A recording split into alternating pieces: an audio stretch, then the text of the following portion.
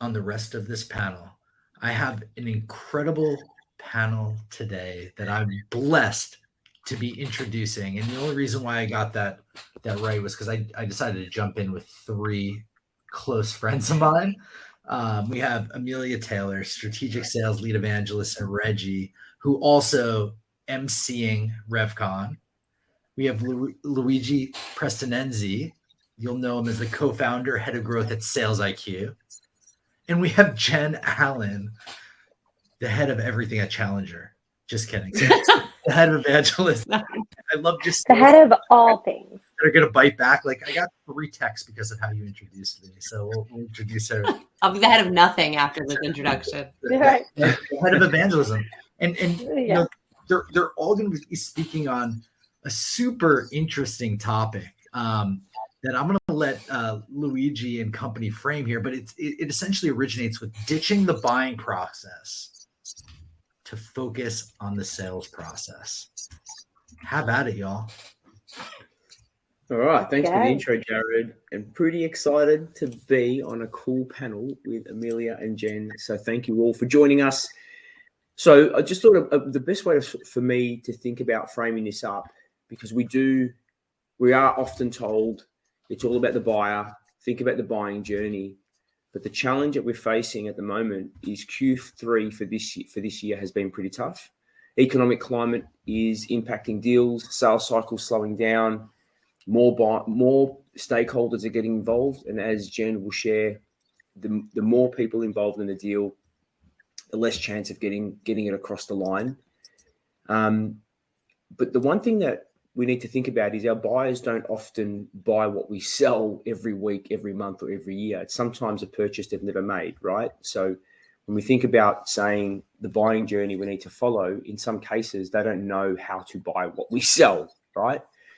And one statistic that's always stood out for me that Jen shares is, I think it's 38 or 39%, Jen, of B2B engagements end up in no decision. And now we have not just no decision, and status quo, but we have indecision, where they just don't know how to make a decision, right? So it's not about they don't want to change, they're just fearing what change could look like, right? And so they don't do anything at all. So that's why I'm excited to dive into this and talk about why we should be framing up, instead of the buying journey, let's think about creating a sales process and why we need to take control and guide our buyer and show them the way to an outcome. So to get us started, Jen, can you maybe share your view on why so many deals are moving to a point of no decision and indecision at the moment? Yeah, so I'll share 2 perspectives. One is through the research that we've done at Challenger, and then one is through a seller who has lost more than my fair share of deals to no decision. So it's a combo perspective here. I can relate. I got you. Yeah. I guess. It's a really, really tough thing, right? When we start our journey in sales, many of us are taught like it's all about showing the customer why we are better, or it's all about showing the customer why we're better than the competitor. And for me, at least personally, I didn't learn until very late in my career, Amelia, Luigi, I'm curious to hear you too, that I should be prioritizing no decision as a competitor. So for one of the reasons is because often we learn that lesson way too late. And we've got our eye on the ball of like, I've just got to sound cooler, better, smarter than the competitor. The second thing is just, it's a byproduct of risk aversion, right? Like if you think back to 2008 in our last recession, when so many people were left holding the bag on these purchase decisions they made, like, hey, Mr. or Mrs. CMO, you bought this tool. Nobody has used it or touched it. You spent $70,000 on it. What are you doing? Right? That created this behavior where they said, well, I'm not going to get stuck there again. I'm going to ask Bob, Mary, Sue to weigh in on it. But the more people you have weighing in on anything at all, whether it's a pizza, where you're going to go to dinner, or a capital purchase, it just complicates it, right? Because then you get different people with different points of view. So ultimately, all that factors into why so many deals are lost to no decision. Because at a certain point, buying just gets so freaking hard that we're just like, forget it. The thing we wanted to solve in the first place actually isn't as bad as buying something to fix it. Yeah, that's a perfect frame up. And Amelia, I would love to hear your kind of view on this.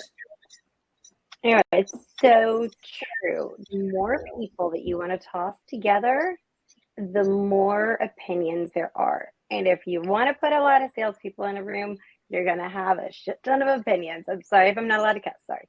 But you will. Literally, you're going to have opinions galore, and you're going to have people who think one way who are not keen on hearing someone else's opinion. They're not wanting to think outside of their lane because this is the way, and my highway is the only way that you go. My car goes this way. I can veer this way if I want to, but I don't want to do that. And then there's also the, okay, sales, marketing, boom, boom, boom, alignments that are not aligned within companies. So they have different needs. And with that comes different decisions that they need to be making. So educating the buyer on as to why it matters in each realm of these companies, whether big, small, whatever, whatever size you are. If you're a public company, if you're a private company, if you have 10 people, if you have 10,000 people, there's going to be strife within companies no matter what between the departments. But there's needs regardless. If you can match the need of what you can do, what you're bringing to the table, whatever you're selling, whatever you're pitching, whatever it is that you know, and you have a belief too, which is a huge thing that people can actually feel, a belief in what you're going to solve for them, this problem that they have. If you can show up in each department and share that, that's going to make it a whole lot easier when they are at that table, sitting in that circle saying, okay, no, pointing fingers at each other like that, Spider-Man, whatever gift thing where they're all like, no, you did it. It's kind of like that. No, I'm not doing this. We're doing it my way. So when you look at the way that we frame things, it's always got to be a next step into why we're doing this with each department. So marketing, great. What's our next step? Okay, great. Let's loop in sales because let's have this understanding of what we're trying to accomplish together, same lane. We're moving in sync. The goal is to be in sync together. But we don't need everybody to be joined in on everything. So how do we eliminate a few people, right? I wonder if that kind of is something that, some people just want to be there because their title says they should be there. Which brings up something kind of interesting, in my opinion, that your title says, but you don't sign anything. You don't use it. Maybe you're just a part of the buyer's journey, But as sellers, how do we ensure we are getting the person who has like the pen in hand, the right people who are going to show up, who actually are going to use it, the end users too, and those who it affects the most? Yeah. So that's really interesting, right? So we're talking about getting alignment, but I think, and again, would love to sort of talk about what happens when you can't get alignment, right? Because this is the key challenge that I think we as sellers can face, is often that discussion that happens in the boardroom or in the Zoom room now, right? Between a bunch of stakeholders. In some cases, we aren't privy to that conversation. Yeah. And there's conflicting views, there's conflicting needs. Like one person's they're trying to access, because if we think about a lot of the deals that we're trying to create, there's not a budget allocated to the opportunity or to the project. So they're seeking to create a budget, right? There needs to be a business case. There needs to be consensus around the business case. And in some cases, when somebody goes to create a budget for a project, somebody else sees the opportunity to say, actually, I want to get access to some money for something that I need. Give me that money, yeah. Yeah, I'm not going to agree with you because I have the law of self-interest here, right? Because my KPIs are important to me. And we've seen, global workforce reduction around, a lot of companies, even the biggest companies in the world. So we're now starting to see the law of self-interest kick in further. So how do we, and then you've got risk aversion, right? So now these are the kind of dynamics that are happening in the boardroom, right? So Jen, how do we kind of facilitate the conversation when there are conflicting views? We might have a champion, but we don't have access to the entire buying committee. What are some of the steps that we can put in place to start to take control of that process? Yeah, and sorry, it's raining here and my internet is choppy, so you can cut me off if I'm chopping up. Cut her out. But I think one of the things it's really important is what we are seeking consensus on. So what I mean by that is like it's really cool to get a meeting with the buying group, right? And it's very easy to get lured into, hey, I want to show them our solution and hope I can win them over. But the reality is when you show someone a solution without understanding their point of view on the problem, we often may to lose. So one of the things that I didn't learn, walk ourselves right into a situation we are just doing early enough as a seller, is when I have the opportunity to get the buying group together, my responsibility is not to pitch them on the solution, but to help them come to agreement on the problem and the definition of that problem. And that is where I can really be in service to a customer as a third-party person, as opposed to getting them together and saying, now let me show you why our solution is going to help you with that problem. So that's one of the key things I think we've all had to learn as we've started selling to groups, is one person's opinion of the problem is rarely shared by the entire buying committee. And we need to help facilitate conversations where we can surface that and help them achieve alignment on the way they think about the problem. It's interesting. There's a few questions here. I'm wondering if we should touch on real quick about how do you find champions, and isn't part of the problem that sales reps work only with a champion instead of talking to individual buyers to deeply understand their point of view and help them find solutions. I'm a big time believer in you need champions within, because those are the people who are talking when you are not in the room. So when you are not in the room, what are they telling the C-suite or those above them about what it is that you are bringing to the table? So they could be a champion. I mean, if you've got a champion over in the marketing side, the sales side, all different sides, build your plethora of champions, great. But that doesn't mean the champions are the decision makers at the end of the full sales cycle. So though they're not going to be sitting there when the decision's finally made, they're going to be asked that opinion on, is this really something we need? Okay, let me see the KPIs. Let me see the stats. Let me see why we need this, because the team is trialed. So, I mean, that is an interesting thing. How do you find champions? Amir asked. I mean, y'all touch on this. I mean, I have my ways, but y'all jump.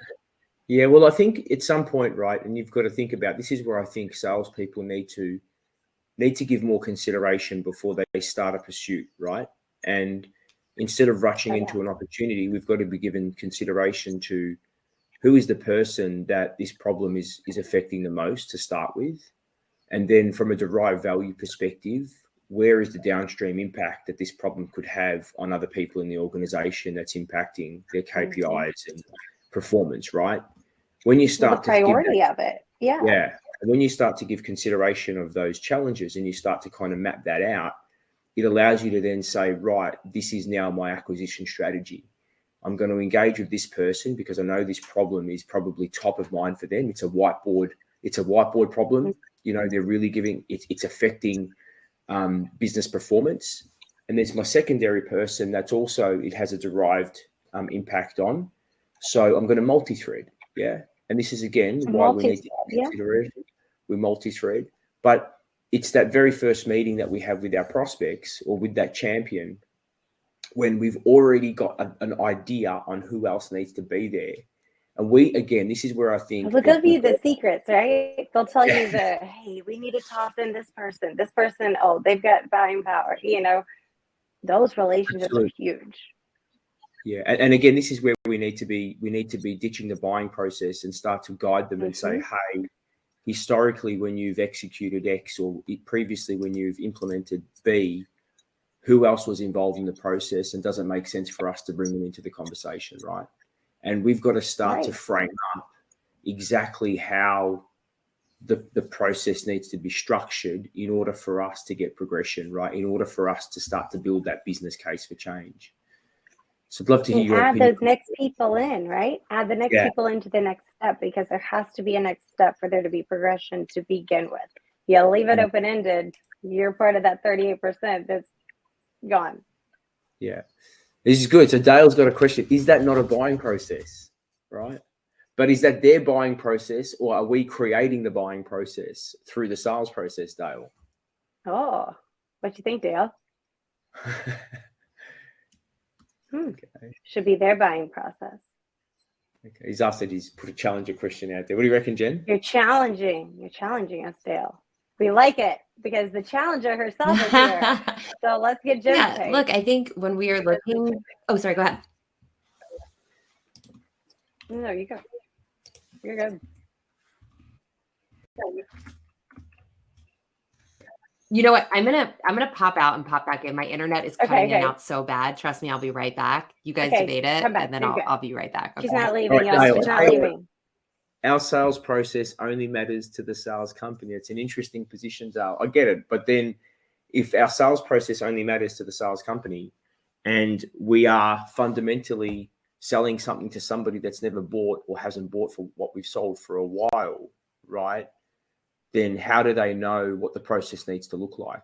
Shouldn't we be guiding them and setting some direction, right? And suggesting these are the steps that need to be taken in order for us to seek progression, right? And again, often what I Also see to have control over it, right? To Mm. have a as a Yeah. buyer or as a seller, you want to be able to say, I've got a hand and a grip and a handle on this specific company that I've been working, this target person, persona, industry, whatever it is, this specific company that I'm going after with the specific individuals, and I'm able to say, I'm in charge, like I'm taking charge of this.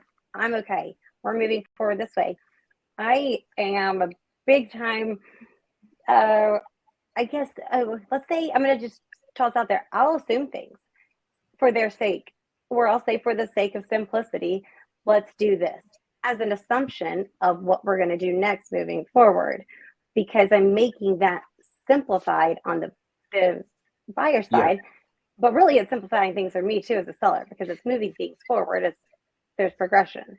I don't think that's switching up the buyer's journey or the way that the buyers are buying. I think it's helping them buy in an easier way. Yeah, but and I think the key thing to this process, and I love what you're talking about, and I love the comments, right? The math, the mutual action plan. I think that's all absolutely critical, right? I think the key thing, though, again, is that level of guidance, and this is where we can't be pushy, and we've got to be in order for us to be seen as that trusted advisor, right? In order for us to be seen as that third party that's sitting there side by side with your champion or other decision makers, we have to have the hat on that we are trying to understand the problem that they're trying to solve, identify, is there a project associated? Because a lot of the time in enterprise selling, the problem that we're seeking to solve, there's not always a project within the organization that's been identified to solve that problem. Yeah. You don't know what you don't know. Yeah. Correct. So these are some of the things we need to think about. We need to think about historical projects that they've implemented that might have failed, because that's when risk aversion starts to kick in. Yeah, that's when the indecision will start to creep in, because they're fearing what might occur if things fail, right? What happens if you feel like that fear? Instilling that fear is a part of this too. Part of that. Well, what happens if you don't do XYZ by XYZ, and repeat what they say, because hold your buyer accountable. But this is interesting, right? Because for me, I think even when we say, and this is what most salespeople do, right? And I've been guilty of this myself. When they get to that point of decision and there's no decision or indecision, is we kind of go back to the benefit and say, well, but what about the outcome and the value that it will occur if you're able to implement? But I think people fear losing more than they want to win, right? And I think that's something that's come from the Jolt effect. If you haven't read that book by Matt Dixon, which is a really interesting study that was done, right? And we're seeing this a lot of the time. And sorry, Jen, we're just talking about why you're out getting your internet. Just talking about you. Just kidding. We're just talking about the case in that You know, sometimes we don't have a project allocated to a problem that we're seeking to solve. We don't know what the historical processes look like for them with other projects. The business case might not have been validated, or the person looking at the business case, like a CFO, for example, is looking at has different metrics that they're measuring success on, and we might not have alignment with those metrics, right? So yeah, we just covered a few things, and we've got a lot of chat going in the group, which I think is great. Dale's got a lot to say. I love it. Showing up, Dale. Mark Mack, what you got? There's the buyer's process. There's a buyer's process. I can't read what it says. My eyesight. I don't know if I have problems. I think I do. I need glasses. Okay. Yeah. What does that say? I can't read from here. There's a buyer's process akin to the buyer's journey. Our job is to migrate that buyer. Yeah. I think on this topic, right, the problem is many of us assume as sellers that buyers know how to buy. And buyers know parts of that journey. But if a buyer has never bought anything like us before, I know personally as a seller, I put way too much faith in the system that they'll know, right? And then I get into legal and procurement and we realize nobody knows what the hell is going on. And so I think largely there's two kind of key things there, right? One is making sure that the problem is worth solving and that the entire buying group thinks the problem's worth solving. And then two is kind of what the jolt effect is getting after, which is make sure that the fear of messing up isn't so great that they are fine with losing on the problem. And I think the fear of messing up is largely where we do as sellers need to step in and offer perspective, right? You've got three options here. Here's the pros and cons of 1, 2, and 3. I'm going to help you make the decision. I'm not going to leave it open field, but here's the trade-offs that you're making. And that's where I think we as sellers have to be confident, sort of stepping into more of a prescriptive, more advisory, more consultative type of role late stage so that we're not seeing those deals slip off at the end. Yeah. And I think early stage to bounce off that a tiny bit is you've got to have that earlier on too, which is the importance of bringing in someone. Maybe you've got that EQ, you need that IQ to come in too, right? So you need someone who, say there's technical questions being asked, great, grab your SE who's going to help you, because that's going to help. They're going to talk each other's language. So you need to speak your buyer's language to help them have that guard down. But when there is the fear, and I think this goes for salespeople too, that we have the fear of failing as well. So it can go both ways. So we do, that 38% could heavily weigh on the sellers not knowing, I can have a process for my buyers that they can follow for it to be more simplified for them, because I can also grab the right people. I mean, I see Rosalind in the chat. And when her and I were together, when we worked in the same company for a bit, it was where I would grab Rosalind all the time. Oh, Rosalind, can you hop on this with me? Because she had the RevOps knowledge that I did not.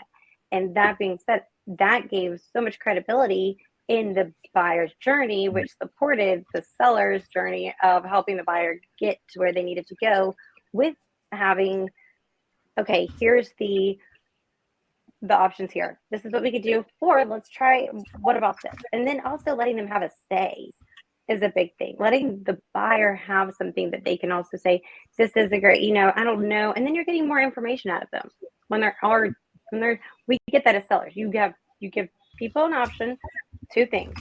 They're going to choose. If they choose one, great. Then they're going to contemplate. Okay, great. Well, what if this happens? Okay, that's instilling this fear, and fear is a powerful emotion to have. So Absolutely. Right now, you've got to instill that fear, and the sellers, don't be fearful of losing because you're learning. Yeah, it's definitely an interesting conversation thread, right? And I think the other thing that I'm a big believer in and I know that the term business case can sometimes get thrown around, but sometimes we are in an opportunity, and Jen, we've spoken about this previously, where they want to progress the opportunity, but they don't have a business case formula to facilitate internally to get that consensus across the group, right? And again, this is where we, as the trusted advisor, need to be understanding if that's a gap that could hold the deal back, right? And provide the business case, and also in some cases start to coach our champions coach some of the key people that we're working with to understand what could the objections be when we bring this to the exec, who is ultimately responsible to giving us the tick of approval. How are you going to respond to those objections, right? And you're essentially becoming the coach of your buyer to enable them, and this is why I love the term buyer enablement, to fundamentally enable them to influence and sell, right? And that was interesting because we had a Gartner event here in Australia recently, and one of the biggest challenges facing CIOs and CTOs at the moment is their ability to influence the executive team on digital transformation and projects they're seeking approval on. And they're not going in there with the relevant information that's influencing the buying team, right? And so the responsibility for that sits with the salesperson. This is where we're not fundamentally selling, we're educating, we're guiding, we're enabling. Yeah. And because these, unfortunately, our key people that we're working with, they don't always have, they're not trained in sales. They're not trained. They don't have the product knowledge, right? Or they have the product knowledge. Salespeople might not have all that product knowledge, right? Like, so you bring that SE in or someone who is a little bit more technical. Yeah. Your thoughts? Yeah, I think, buyers love talking about one thing. They love talking about problems, in my opinion. Right? Like, you want to get a group of people together and get them talking about the problem, and then help them understand that their view of the problem is just that, it's their view. And in order to make transformational shift, which often we're selling a disruption to the way something gets done, we have to guide them on how to sell others internally. Now, Bilal Batrawi has a saying that I love, and I credit him because it's his thing, but he's like, you go to school to learn how to sell. Yes. You go to school to learn how to sell, but buyers don't go to school to learn how to buy, right? Like, many people on this call right now are on because they're learning different ways to sell. Where is that? So it's why buyers in turn actually look to sellers for perspective. So this, like, I acquiesce, what do you need? You tell me what you need and I will respond quickly, is the exact opposite of what buyers are looking for. But they aren't going to come out and say it, right? Because every C-level executive, every senior executive has an ego, right? And so it's like, we've got to make it easy. And so yeah, so it's soft language around, like, look, I know you've probably made many purchases before, so just entertain me for a second. Here are 3 pitfalls that I see where this thing goes off the rails. So Dale shared one in the chat around, like, if you know there's going to be an InfoSec review in 90% of your deals, lead with it, right? Teach your, yeah, that's the same for us. And they appease their ego, but at the same time, you make sure they're not missing something big. Because it's so simple for them to do so, or overlook what another, say it's C-suite. They might not know what the end users are even using because they've entrusted others to make those decisions. So when it comes down to disruption within their company, within their organization, and they're the ones having to make this digital transformation of what's going on, they're having to switch things up, change it all up for everybody, and everybody's going to have this whole, like, throw everything in the air and be like, what the hell are we doing? But it's needed and necessary in order to grow, scale, make those that invested with it in your company, the stakeholders, make them happy too, because you've got metrics to hit. So technology is moving so fast. Why are we not letting or educating our buyers to know how to keep up with this technology? I don't know if we necessarily can, but who is doing that in a way that is framing things for our buyers? So educating the sellers, not just on how to talk to people, right? It's not just about talking to people. It's about having that, I can also consult you. I can also be an expert, a master in what I'm doing and saying to you with full belief in what I'm saying. I'm not bullshitting you. I'm literally giving you factual information because what I'm doing is going to help you ultimately. I mean, you're showing you're helping. Selling's helping, helping selling. So if you're showing up to help, lead with that. Lead with helping and say how you can help in multiple aspects. But you, like you said, let me jump back super quick. If you've got it, first and foremost, like you said, well, Jen, you've got to have that ego stroke because there is the ego in the way. First. Secondly, you've got to identify whatever this pain is by asking the right questions so you can frame out this whole discovery that's going to make sense. And then why are we even talking? So they have this trust in you. You've got this trust in, okay, now I know where to go with this because you've given me enough info now. And now I know also, okay, well, what happens if you don't do this? There's your priority. There's you figuring out how much of a priority this is within the organization. If you can solve something, if you can't, hot tip here, go find somebody who can help them with whatever they're sharing and give an intro, because it all comes full circle. That's where you get referrals. That's how you plant the right seeds and you meet the right people. Yeah, it's absolutely interesting. And you know what's also, Dale put a really good point, right? Sales get scared to inject more steps, but it's usually making it quicker. And I'm so aligned with this, right? And we often see deals, salespeople try to rush to decision, when in fact there are steps that we know if we don't facilitate could actually move the deal to that point of indecision or to that point of no decision, right? Because that's our biggest competitor, yeah. And this is one of the reasons why we've got to really guide them on what that process needs to look like. And again, whether you ditch the buying process or you create the sales process, they're the same thing, yeah. And this is why we need to think about, hey, we've done this, and again, if we've sold this 100 times, we've been through this process 100 times.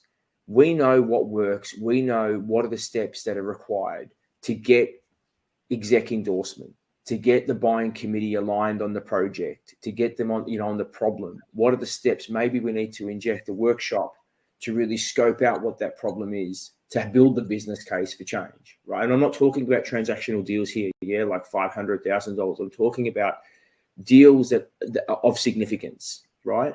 And so, Dale, I'm completely aligned with what you're saying there. Now, one thing that I did want to cover, yeah, he's gone quiet. You and Dale and Jared are trying to sell each other things. I love it, without having anything to sell and telling each other how to buy. You guys are crazy. But one thing I did want to talk about is now that we are in an information overload, how do we now help our buyers, because they've got all this information in front of them? They're getting overwhelmed with the volume of information. So, and again, how do we now guide them through making sense of all the information that they're engaging with? Yeah, I think this is a really important one, right? So if you look at a buyer's real journey right now, it is not problem identification, solution exploration, requirement building, select supplier. Like if that were it, none of us would be on this call, because we'd just be like, no, because this job would be easy. Cash money everywhere. Yeah. It's going up and down and back and forth and consulting. And the problem is, we as B2B buyers are showing up just like we are as B2C buyers. So if I was going to buy a car, I would have to be completely out of my mind to make the car dealership my first spot. I'm like searching reviews. I'm talking to friends. I'm like looking up prices and price shopping. So when I go to that dealership, I'm like, I know what I want, and this is how much I want to pay for it. And if you're not going to give me that, I'm going to go to the guy down the street. And so if we are just responding as sellers with, well, let me show you why we're better than that guy, and this is what's different, nobody cares, right? Because they already believe they have the right answer. And so in this world where we have so much conflicting information, our single best opportunity, in my opinion, is to help that customer make sense of it. So it could sound something like this, right? When you've been buying a methodology, you've probably been hearing like 16 different opinions around what's the best methodology. I guarantee, even amongst the group that's making this decision, there's probably different points of view. Am I right? Like, how far off am I? Right. Yeah. And you're guiding them to open up and say, yeah, it's a hot mess. We got all sorts of different opinions. And then I'm saying, okay, so let's talk about some of the things that you've read in your own research. Acknowledge the fact that people are doing their own research. Don't talk over them. Allow them to air it, because when they air it, what we learn is we learn their beliefs, we learn their assumptions. And that is our opportunity to teach.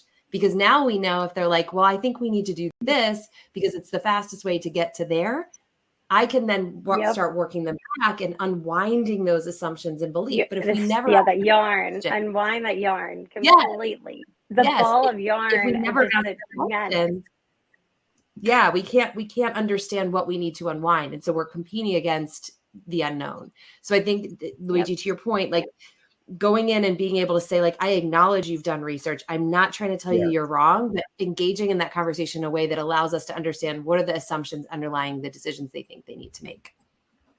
That perspective that's going to be beneficial for them, because we've been there, done that. We know what we're doing. And when you do what you just shared, Jen, they're instilling that trust in you, because that guard went down, because they said, oh God, I'm having to deal with this. And there's so many opinions, and the marketing girl sucks, and they're literally just bitching and moaning about certain things because they're frustrated, because it is a necessity, it is a need, and you're realizing that. So, okay, here's your priority. And then you frame it. Great. Okay, so when are we looking to kind of make something happen? What are we talking about at this table you guys are at? Like, I want to kind of sit in this table a little bit for a few minutes. Let me kind of picture myself here. Where are we at? And talk to me about what our next steps are, because I want to help you. I want to help you get from here to here, because you can, based off of what I believe could be super beneficial for you. So not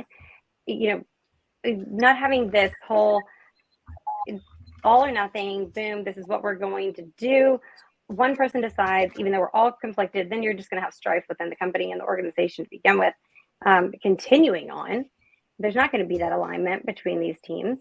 It will be siloed off and will continue to be just that. If you don't show up as being somebody who they want to pull up a chair at their seat, a seat for you at their table, where they're having their conversations, because you're contributing in a way that's a partnership aspect of, I'm going to help you get to where you need to go. I'm not here just to take your money and run. So there was a point made, in regards to CMS, or CSM, like, if we thought more like that as sellers, we would be helping a whole lot more. If we were doing more of this customer success aspect of things, think about how much different we would sell if we showed up with the intention of being able to actually move the needle forward, knowing, okay, this person's not good. They're going to buy from me wherever I go, probably. I'm going to reach out to them, and they're going to have that trust with me. They're going to follow me as I have sold to them in the way that matches who they are. I'm talking in their tone. I'm talking in their language. I'm doing so with purpose and intention. So I think that's such an important thing to hit on too. I think all of this is great. Jared, you make an interesting point, right? If you're challenging me, you better know something I don't.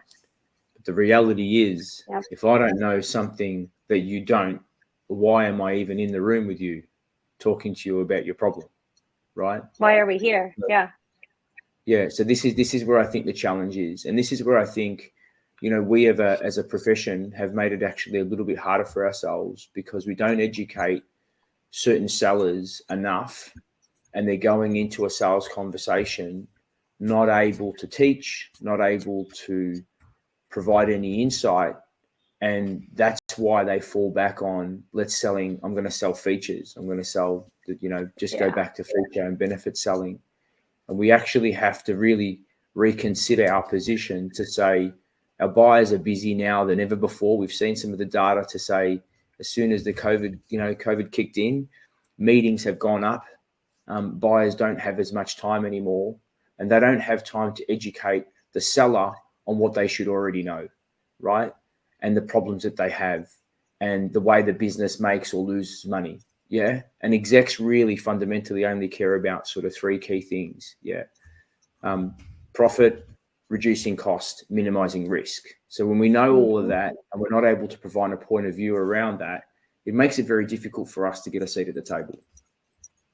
Yeah, absolutely. So in totality, wrapping all this kind of into one pretty box with a pretty little bow, instead of, the analogy of the whole yarn, say we untangled it, we made it all pretty, whatever, put it in this pretty box. All this said is, as sellers, what do we do from here, right? So let me ask y'all, like, Jen, what would you say to people who are listening to this? All this said, how do we get to a place where we are walking the buyers through this seller's journey that's benefiting the buyer's journey? Yeah. So I think one thing is I love the way that you said that, like, first untangle the yarn, because too often I think sellers just jump to, let me tell you how to buy this thing when they're still not completely sold that So they much need more. right. So once I've got them there, like, my signal for knowing I've got them there is they can articulate just as well as I can, what is the cost of inaction? Then what I'm thinking is, who does this cost of inaction impact? So let's take, for example, like, I don't know, let's say I'm selling to a sales leader and they are seeing, their sellers are not getting leads quick enough, right? Yeah. I then need to think about, who does this impact, right? It impacts marketing, because marketing may be assigning the leads. It impacts BDXs or SDRs because they're the ones receiving it. It impacts AEs. It impacts sales leaders. It impacts sales enablement, sales ops. And then Amelia, to your question, I'm coaching them and saying, now that we've identified this problem, we have identified that it's costing you. Here are typically the people that are affected if we do something different about that problem. Who am I missing? Where are my assumptions wrong? And get them to correct us and say, no. In our case, we don't have sales ops. It's just one sales enablement person. We whatever. call it but this, give them right, something to react to, taking what we've just talked about. Mm-hmm. Yeah. And then I think what we can do now, we need to get those folks in a room. We need to make sure that this problem is big enough that warrants us changing it.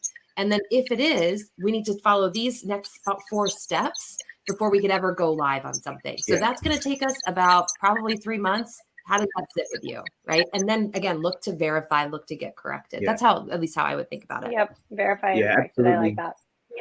And I think the key thing that you're sharing, Jen, it's a collaborative process. Yeah. And I think often, selling is not about telling. There are stages of commitment that's happening throughout the buying and the selling journey. And if we don't have the stage or the commitment to collaborate, it makes it really difficult for us to arrive at that point of decision. Yeah. Because we need to be collaborating. We need to be co-creating the process. Right. And I think that's the key thing. And this is why I love the term, it's not about ditching the buying process. It's not about developing the sales process. It's about co-creating the right process for each customer. Right. And this is where I'm a big believer that, that co-creation piece is fundamental, because it's not always the same. There are nuances within it. It's never going to be the same. It's not one size fits all for each buyer. It's not. And there's different personalities, the way people are. Like, that's that EQ, right? You gotta figure out let me read this person and let's match where they are. I mean, let's figure out how to actually talk to them in the right way, because that's how the trust is instilled in you. Then you're going to speak their language, because you're going to learn that. And then the more you bring in, the more people you're talking to, you learn their language. So you get this understanding of, okay, I get how this is being run. I get how this person acts, Okay, you've got like your defense mechanism, like you've got like shield or sword, and you're ready to fight everybody in the world. Okay, you're sitting in a corner crying. All right, how do we work with these people? Because there's a pain here that we've identified.